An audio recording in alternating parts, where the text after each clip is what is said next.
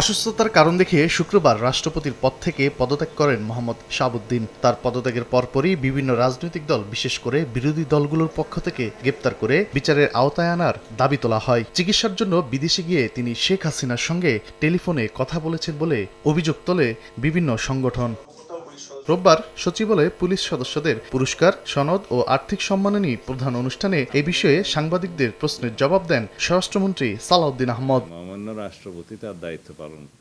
এক প্রশ্নের জবাবে স্বরাষ্ট্রমন্ত্রী বলেন, সদ্য পদত্যাগ করা রাষ্ট্রপতি অন্তর্বর্তী সরকারের পুরো সময় সাংবিধানিকভাবে দায়িত্ব পালন করেছেন। বর্তমান সরকারও পেয়েছে রাষ্ট্রপতির সহযোগিতা। তার বিরুদ্ধে অভিযোগ তুলে কেউ কেউ ব্যবস্থা নেওয়ার দাবি জানালেও বিষয়টি আমলে নেওয়ার মতো নয় বলে মন্তব্য করেন মন্ত্রী। সংবিধান অনুসারে তিনি প্রিভিলেজড এবং ইমিউনিটি আছে তার। ফৌজদারি অপরাধ ইত্যাদির বিষয়ে কোনো আদালতে মামলা করা যায় না।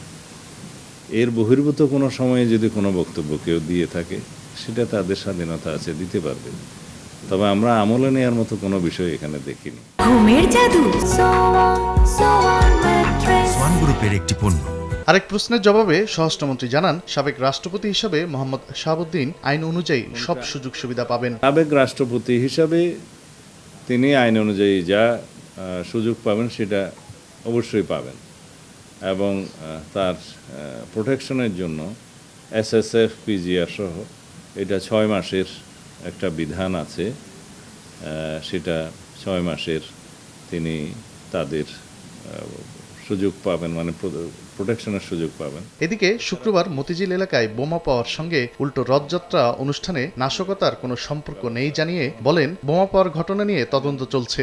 ঘটনাক্রমে এবং সময়টা ওই দিন হওয়াতে আপনি কাকতালীয়ভাবে মিলাচ্ছেন তার সাথে, এটার সাথে কোনো মিল আছে বলে আমি মনে করি না। অনুষ্ঠানে প্রশংসনীয় কাজের স্বীকৃতি হিসাবে 9 জন পুলিশ সদস্যদের হাতে আর্থিক পুরস্কার ও সনদ তুলে দেন স্বরাষ্ট্রমন্ত্রী।